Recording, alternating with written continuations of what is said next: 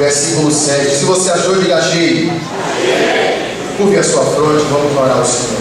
Senhor Deus e Pai, nós recorremos ao Senhor em nome do Teu Filho Jesus, pedindo que o Senhor nos conceda, especialmente aquele que vai fazer uso da Tua palavra, o pregador, um espírito de revelação e sabedoria. Que a Tua igreja seja edificada nesta noite, para a glória do Teu santo nome. Quero te apresentar também, Deus, a esposa do meu cunhado. Ela teve o seu pai assassinado nesta manhã. Foi alvejado, Deus, no sítio no qual ele tomava conta como caseiro. Não sabemos o motivo da morte, mas a tua serva, que é serva do Senhor também, congrega conosco nesta casa. Os irmãos delas que vieram de São Paulo e toda a família que está enlutada, que o Senhor possa consolar a família nesta hora. Nós oramos, Senhor, e te agradecemos em nome de Jesus. Amém. E graças a Deus. Jó capítulo número 1, verso 7 ao verso 11, está escrito assim: Então o Senhor disse a Satanás: De onde vens? E Satanás respondeu ao Senhor e disse: De rodear a terra e passear por ela. E disse o Senhor a Satanás: Observaste tu a meu servo Jó? Porque ninguém há na terra semelhante a ele, homem sincero, reto, temente a Deus e desvia-se do mal. Então respondeu Satanás ao Senhor e disse: Porventura teme Jó a Deus debalde, em vão? Porventura não o cercaste tu de bens a ele e a sua casa e a tudo quanto tem? A obra de suas mãos abençoaste, e o seu gado está aumentando na terra? Mas estende a tua mão e toca-lhe em tudo quanto tem, e verás, se não blasfema de ti na tua face. Podes assentar. Queridos e amados irmãos, falar da vida de Jó é um assunto muito delicado e também muito abrangente. O personagem Jó, ele tem muito para nos ensinar. E foi colocado um tema nessa campanha: restituição. E o personagem o qual foi escolhido é um personagem que de fato faz jus ao assunto, pois ele de fato viveu a restituição do Senhor. Jó viveu o agir de Deus na vida dele em meio ao caos. E nós bem sabemos que para que haja uma restituição é porque no mínimo perdemos alguma coisa. Restitui-se aquilo que se perdeu. E cada irmão e cada irmã que está inserido nesta campanha, de forma responsável, tem pedido algo ao Senhor para que o Senhor, por sua infinita graça e misericórdia, restitua. Mas é bem verdade que tem pedidos que nós temos colocado diante do altar do Senhor, que o Senhor não vai conceder para mim e para você. Tem coisas que você perdeu que Deus não vai restituir para você. Não porque Deus é um Deus mau, não porque Ele é perverso ou talvez carrasco, porque a palavra do Senhor diz: pedi, pedi, e não recebeis, porque pedis mal, para gastar em vossos deleites.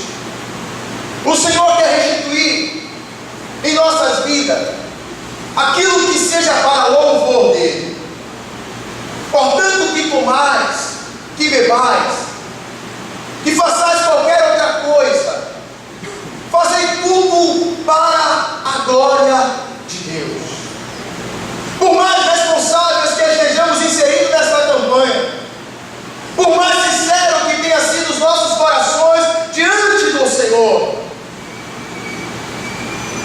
o zelo dele para conosco é tão grande que ele não vai querer dar algo a você no qual a finalidade seja o nome dele ser exaltado. Seja a vida profissional, seja um curso que você está orando para que Deus te direcione qual curso você vai fazer,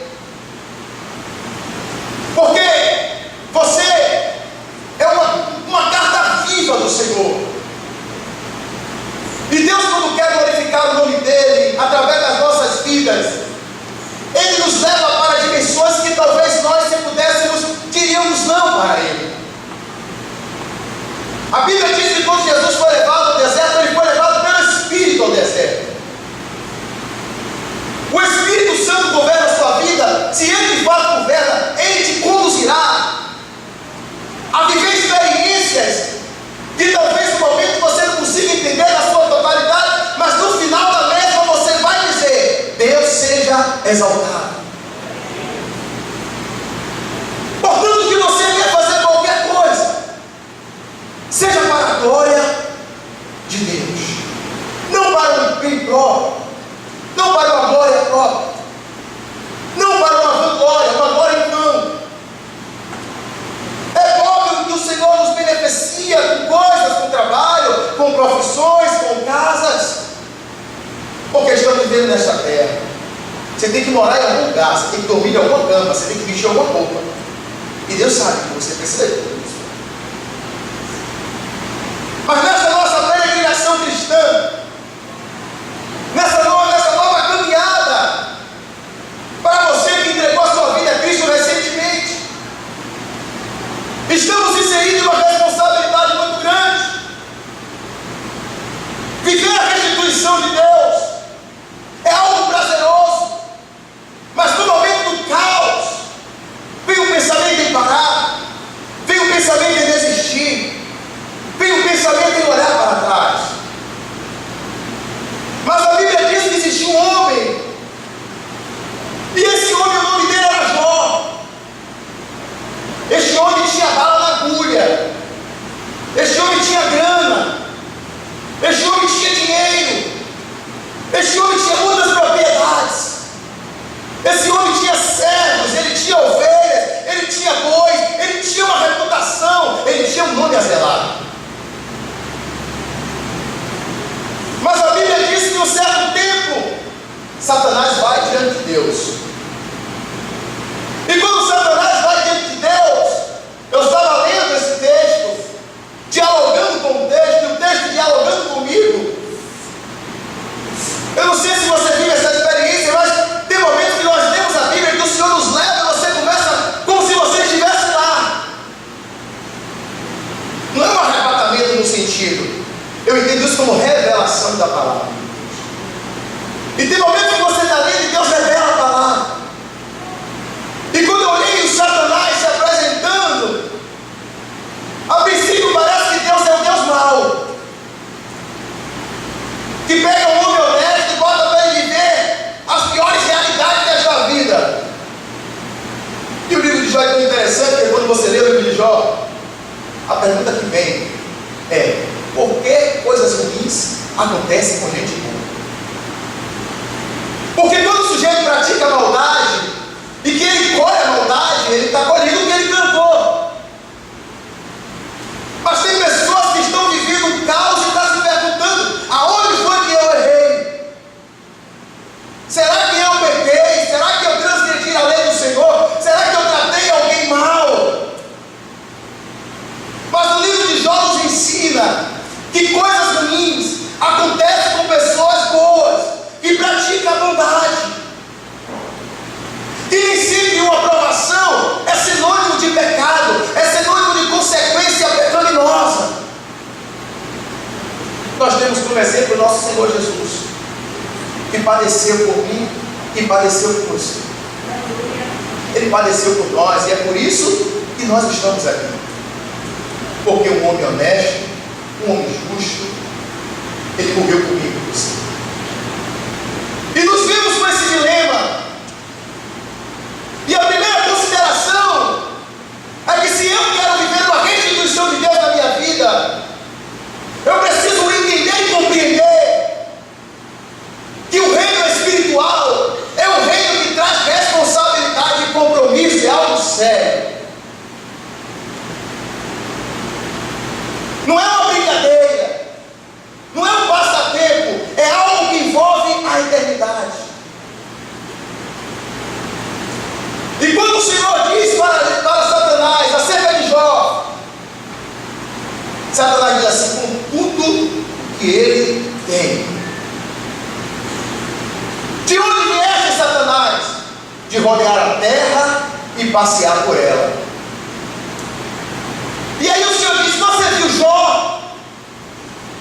Quando Deus pergunta para Satanás, claro que Deus sabia de onde Satanás tinha vindo, porque ele é onisciente, sabe de todas as coisas, ele é onipotente em todo poder, ele é onipresente em todos os lugares. Mas ele chama Satanás para um diálogo e pergunta: de onde você veio?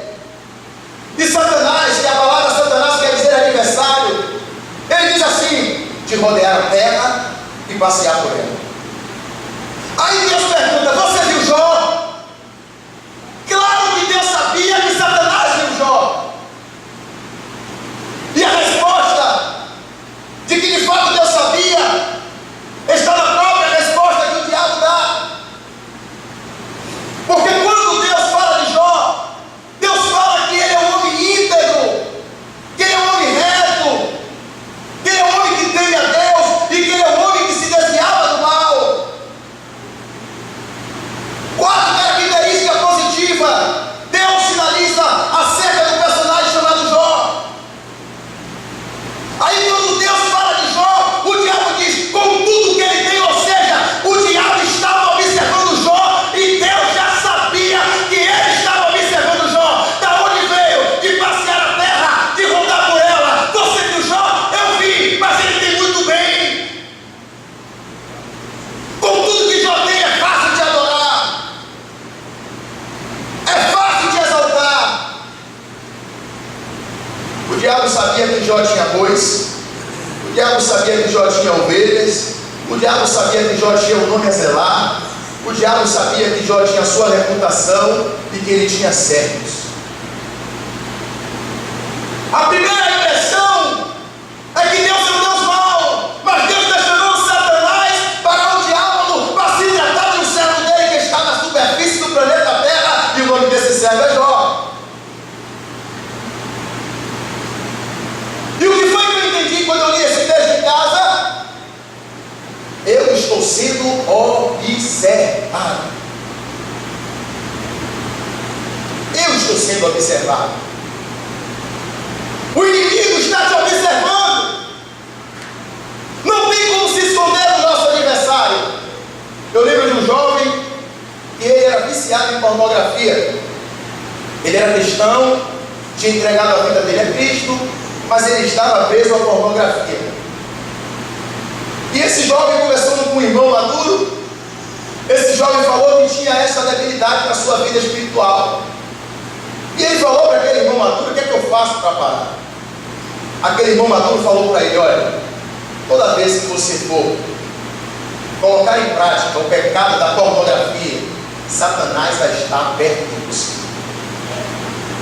Interessante que esse jovem, testemunhando em diálogo, ele disse que toda vez que ele pensava na pornografia, que ele pensava na prática da pornografia, ele olhava para os lados, tipo, o diabo está em algum lugar aqui, eu não estou vendo, ele está aqui me assistindo.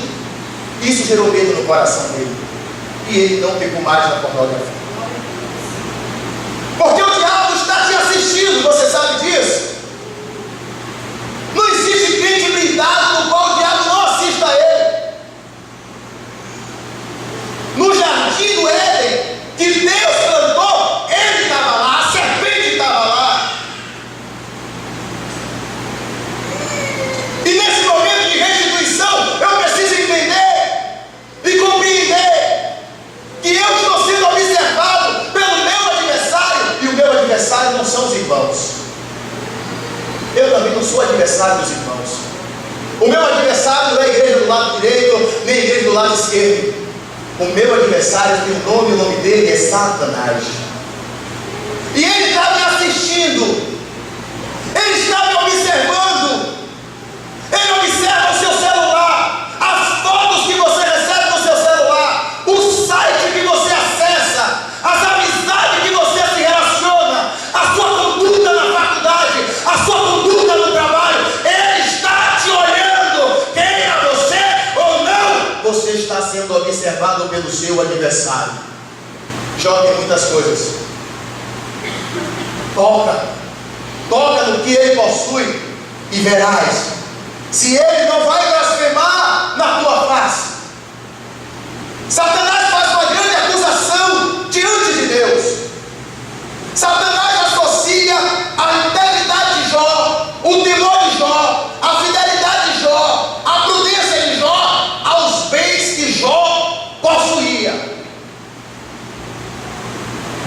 Com tudo que ele tem, é fácil entrar na Igreja Batista do Salvador, dando glória a Deus e aleluia, de carteira assinada, dispensa cheia, não falta nada, tanque no carro cheio, IPVA pago, tudo pago, é fácil de adorar. Toca lá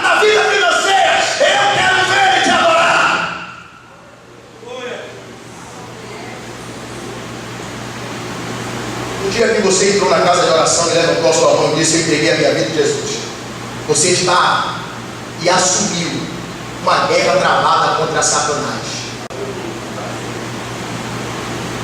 Quando você entregou sua vida a Jesus, você firmou uma guerra contra as trevas. As trevas não gostam de você.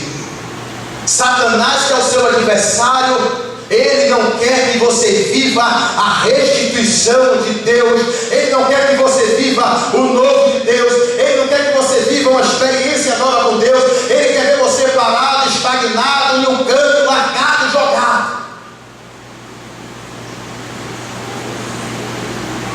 Satanás está observando como Emerson trata Tamires Marques. Satanás está observando como Emerson trata Iris Marques. Satanás está observando o Emerson no trabalho. Satanás está observando o Emerson na sociedade. Sabe aquela sensação de você entrar em uma loja e ver aquela bolinha amarela dando risada, dizendo assim: sorria, você está sendo filmado?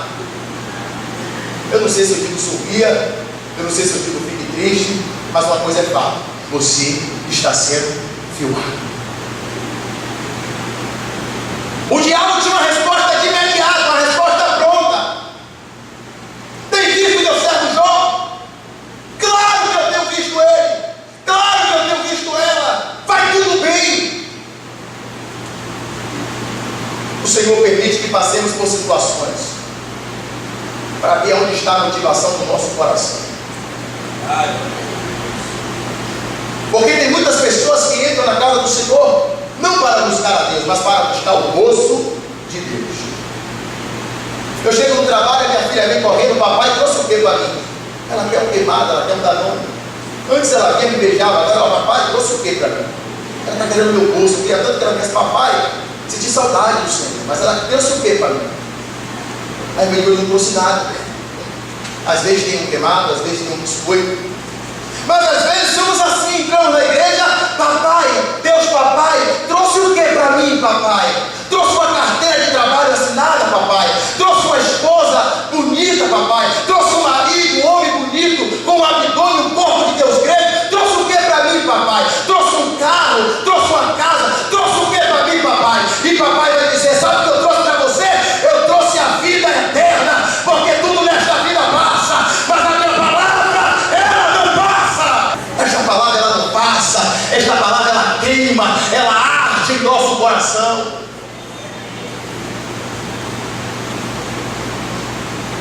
Estamos sendo observados. Cada site que você acessa, cada conversa nas redes sociais, cada foto que você posta, como um cristão com motivação errada, o seu adversário está te acusando. Quem te acusa não é o pastor, não. Quem te acusa não é o evangelista, não. Porque nós não somos acusadores, somos ministros do Evangelho. Mas o nosso adversário, ele nos acusa. É por isso que nós temos o Espírito Santo, que nos conscientiza, que ministra em nossos corações. Eu lembrei, pastor Marco, desse tema restituição, 2005. Meu pai passou mal, foi para o hospital. Minha mãe foi comigo, depois foi para a feira comprar batata, porque ela vendia batata frita. Em 2005, o pastor Marco Carvalho era líder da nossa cidade. Se não me falha a memória, já era vice-líder. Pastor Marco Nunes também, que seguiu na história, junto com o Jailson, com o Antônio, que não está entre nós, mas que no tempo oportuno o Senhor trará o mesmo de volta. E 2 horas da tarde, meu pai faleceu. Quando minha mãe chegou, perguntou: aí, meu filho, como é que vão as coisas? Eu digo: meu pai faleceu. Minha mãe chorou em frente ao hospital, e eu vi o poder de Deus se manifesta. Porque quando ela chorou, eu falei: minha mãe, o Senhor não coloca nada que a gente não possa suportar. Ela parou de chorar, e eu vi ali o poder do Evangelho. Eu abracei minha mãe, éramos 3, eu, meu pai e minha mãe, e sempre estava ali um perto do outro, porque a família resumida tem que se unir mesmo. Meu irmão no interior, não por falta de amor à família, mas por coisa da vida, se casou, foi servir a história no interior, eu, meu pai e minha mãe. E meu pai faleceu 2 horas da tarde, eu novo, tive que resolver funeral, tive que ir cartório, tive que amadurecer dentro da realidade. Porque na vida você aprende com conselho, aprende na prática. É melhor aprender com conselho, você se poupa, assume a responsabilidade. E nesse mesmo ano de 2005, o pastor Marco me colocou na escala para pregar dentro da nossa cidade. Eu lembro que eu estava em casa, irmãos, sentado, peguei a foto do meu pai, comecei a olhar na foto do meu pai, e Jesus falou para mim: guarda essa foto, porque o diabo quer colocar você depressivo, você não vai ficar em depressão.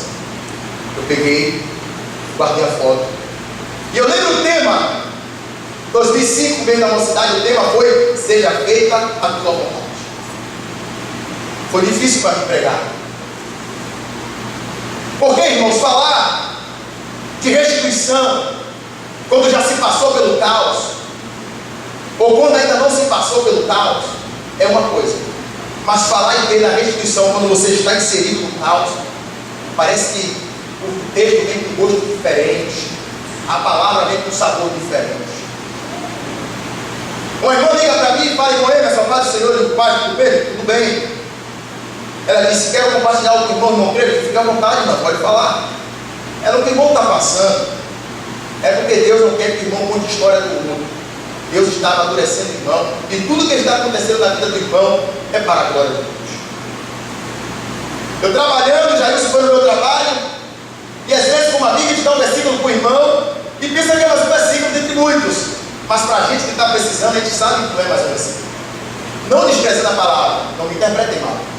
Mas Jesus falou: o que Deus faz agora a gente não compreende. Ele falou no plural, falou dele e de mim, mas a gente vai compreender lá na frente. Quando já isso foi embora, fardado como eu estava, eu comecei a chorar no meu trabalho. Porque viver a restituição de Deus, mano, é crer. E quando eu olhei para meu pai naquela situação, ficou eu e minha mãe. Janeiro de 2015, a minha mãe sofre um AVC, se vai a história, cai em casa, fratura o fêmur, é hospitalizada, infecção generalizada, UTI. Os irmãos ligavam, a irmã Cristina: você pode dormir hoje? Eu digo: glória a Deus, alguém vai te dar plantão no teu lugar. Dormir no hospital e não trabalhar. Chego na UTI, minha mãe olha para mim, forçando a fala. Eu digo: mãe, não força a fala, porque se a senhora forçar a fala, os médicos vão sedar a senhora, e eu vou ser prejudicado. Eu quero vir aqui, eu não quero encontrar a senhora sedada, eu quero encontrar a senhora lúcida. E ela falou: meu filho, eu vou orar para Deus te usar, para me tirar desse hospital, porque os médicos vão me matar. Eu digo: não, mãe, ele não vai te matar, vai dar tudo certo, mãe. Eu nem me aproximo aqui da história de Jó, irmãos. Eu nem me aproximo aqui nem me atrevo, nem tenho tal ousadia de comparar a minha vida com Jó, mas eu sei o que é angústia, eu sei o que é solidão, eu sei o que é choro, eu sei o que é clamar, porque eu enterrei meu pai, eu enterrei a minha mãe, e Satanás me observou, mas eu não parei de adorar ao meu Deus. Aleluia. Não parei de adorar o meu Deus. Algumas pessoas falaram: Emerson, sua mãe morreu e você está alegre, você está risada. O que eu tinha que fazer por ela, Marcos, é quando ela estava viva. Enterrei minha mãe de cabeça erguida. Sabe, claro que fica aquele sabor de querer fazer algo a mais. Mas eu me via pregando para 100 pessoas, mas na minha vida particular eu me via tipo sem resposta. Orava e Deus não falava nada. Deus calado, Deus em silêncio, Deus chorando, eu orando, e dizia: Deus, minha mãe vai viver, minha mãe vai morrer, e Deus calado. Foi assim que Jó se sentiu. Jó perdeu filho, Jó perdeu ovelha, Jó perdeu boi, Jó perdeu tudo, e Deus calado.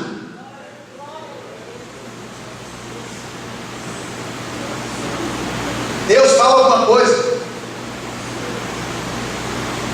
e o Senhor se manifestou para Jó posteriormente, mas a princípio Jó foi convidado a viver o silêncio de Deus. E o diabo faz uma acusação: é fácil, Jó, te adorar com tudo o que ele tem. Eu quero me dirigir aos senhores nessa noite. Qual é a motivação do seu coração em servir ao Senhor? Por que você está aqui nessa noite? Porque você está buscando o gosto de Deus? Porque você está buscando material, aquilo que é palpável? Ou porque você deseja ardentemente que o caráter de Cristo seja forjado em você? Tem pessoas que quando perdem emprego parece que perdem a fé. Tem pessoas que quando passam por uma crise parece que perdem a fé. E o interessante é que essas mesmas pessoas, Wagner, são aquelas pessoas que quando alguém está batido, enche de texto bíblico, enche de palavras, Deus é contigo, entrega teu dom. Mas quando essas pessoas passam pela realidade, parece até que não foi aquele irmão que estava cheio de fé. Sabe por quê, amado? Quando o problema é na vida do meu próximo, eu tenho uma fé de Abraão. Mas quando é na minha vida, às vezes eu tenho a incredulidade de Tomé. E se nós queremos de fato viver uma restituição de Deus, se faz necessário que adoremos ao Senhor independentemente das circunstâncias, independentemente da situação.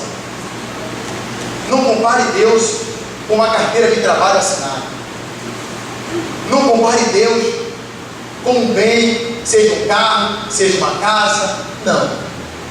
Aí eu vou à entrevista, se Deus é na minha vida, eu vou ser aprovado. Aí é reprovado, aí vem triste, abatido, angustiado. Deus não é na minha vida. Deus vai perder para uma carteira de trabalho assinada. O que é uma carteira de trabalho assinada? Ao Deus que você serve, que você prega para outras pessoas e que você adora. Jó capítulo 1, versículo 20, versículo 21. Então Jó se levantou, rasgou seu manto, rapou a sua cabeça e se lançou em terra e diga Jó, adorou. E disse: nu saí do ventre de minha mãe e nu tornarei para lá. O Senhor deu e o Senhor o tomou. Bendito seja o nome do Senhor.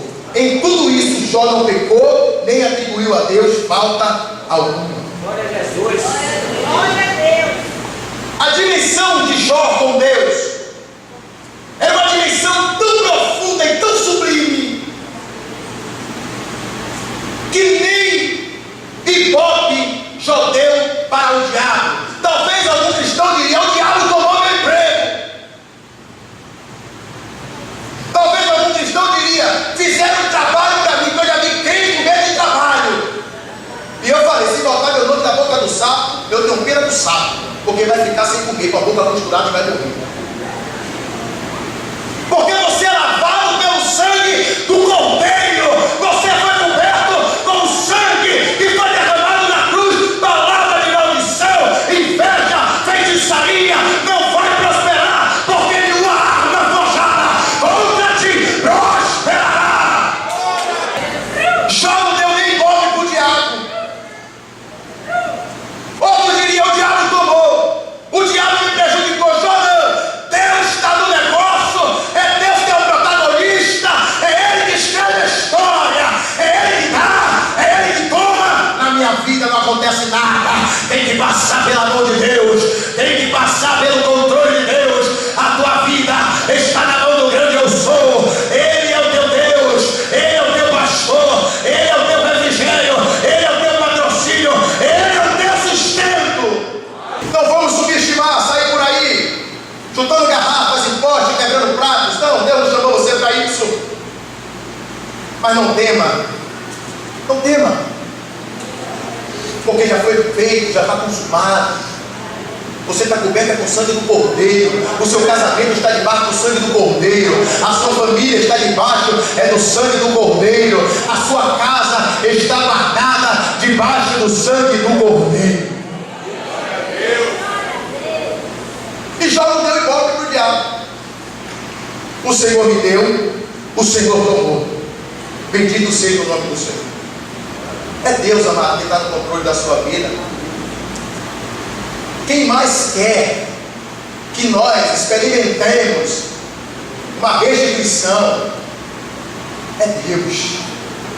É Deus que quer ver a igreja dele cheia do Espírito, se deleitando na palavra, se deleitando na presença, se deleitando no Senhor. É Deus que quer ver você cheio do Espírito. No mundo, amados, estamos vulneráveis às adversidades desta vida, mas Deus não perdeu o controle. Deus não perde o controle. Às vezes nos falta maturidade para discernir o momento no qual estamos vivendo. Às vezes nós somos respostas.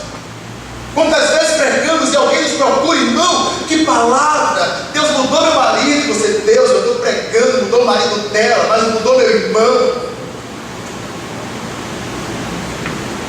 Mas você continua pregando, você continua servindo, você continua adorando. Diante do caos, Jó adorou. Se você quer entender a restituição do Senhor, eu quero te convidar, adora Ele, exalte a Ele. Imagine você passando pelo caos e o seu adversário esperando você murmurar, e você chega e fala: Deus, eu te amo, com dinheiro, sem dinheiro, trabalhando, sem estar trabalhando, com a despensa cheia, com a despensa vazia, com roupa velha, com roupa nova, com carro, sem carro, casa própria, de aluguel. Ah, Pai, eu te amo, eu te adoro, eu te exalto, e minha comunhão contigo independe destas coisas, porque o Senhor é meu Pai, o Senhor é meu Deus.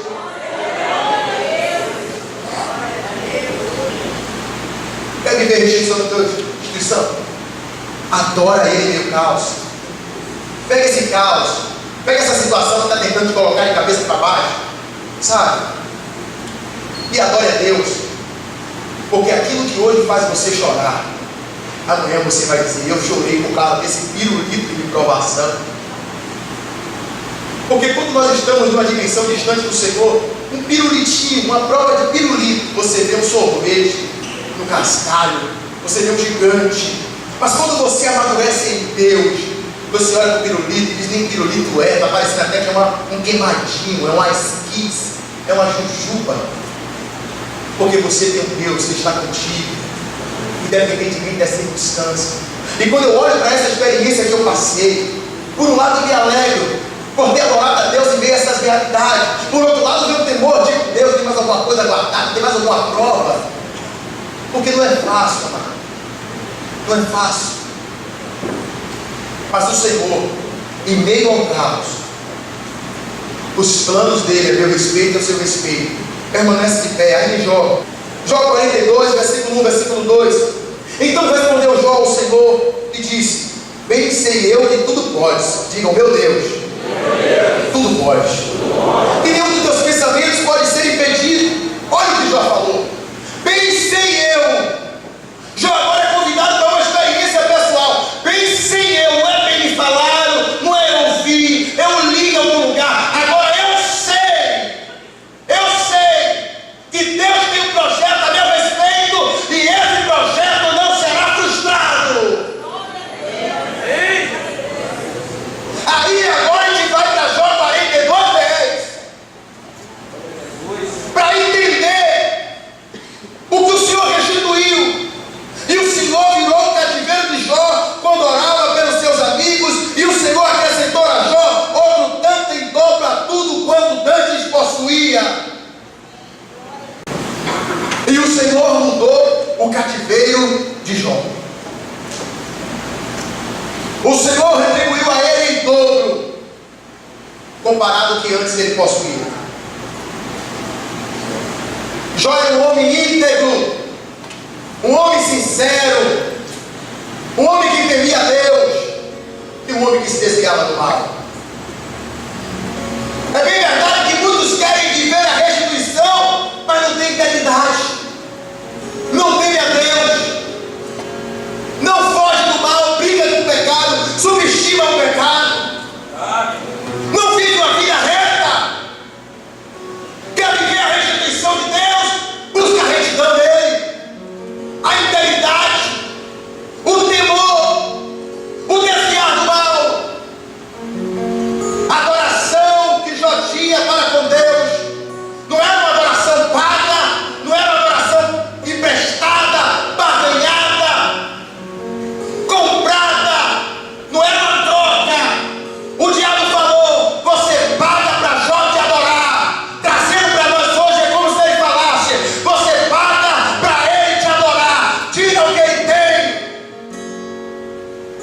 quem já foi acometido de uma chaga da planta do pé ao alto da cabeça. Tira tudo que ele tem, que eu quero ver ele te adorar. Será que se você perdeu o emprego, você continua adorando como você está adorando hoje? Se o Espírito Santo te provar nesses dias, você está apto para ser provado por Ele? Ele tem liberdade para conduzir você aonde Ele quer. Será que nós temos noção da restituição? Será que estamos preparados de fato para experimentar o vinho novo da parte de Deus? Deus tem que pagar para você adorar? Quanto é que Ele tem que pagar? R$100? É um salário mínimo? Quanto é que Deus tem que pagar para você adorar? É uma promoção profissional que você está buscando? Quanto é que Deus tem que pagar para você adorar? É um carro? É um consórcio aprovado? É uma casa nova? É uma casa mobiliada? Quanto é que Deus tem que pagar? Deus tem que pagar para você adorar? Não, irmão! Deus não precisa pagar para você adorar. Porque você adora com carro, sem carro, trabalhando, você está trabalhando, solteiro, casado, bem vestido, não tão bem vestido assim, morando de casa de aluguel ou de casa própria, porque você é um adorador, e adorador não está preso à circunstância, nem ao contexto geográfico. Ele adora a Deus em qualquer lugar, em qualquer circunstância, porque o Pai procura verdadeiros adoradores que adorem em espírito e em verdade. Que o Pai encontre nessa noite adoradores. Santo Deus e Pai, obrigado, Senhor. Obrigado por ter registrado na Bíblia Sagrada a experiência desse homem chamado Jó. Nós não nos comparamos a eles,